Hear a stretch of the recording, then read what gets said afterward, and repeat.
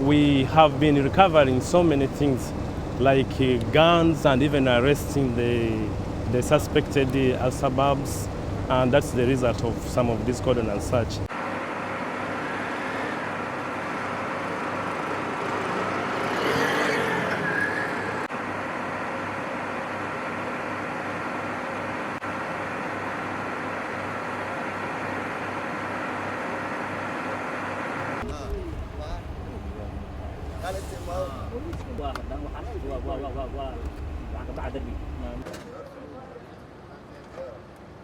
Amisom shaqadan aad iyo aad u wanaagsan tahay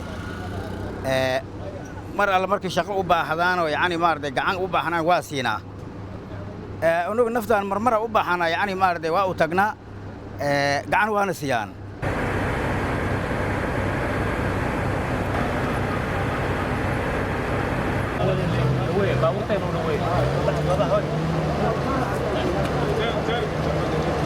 to check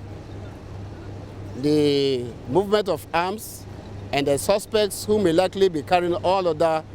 incriminating items who are suspected to have wanted to commit one act of criminal and criminalities.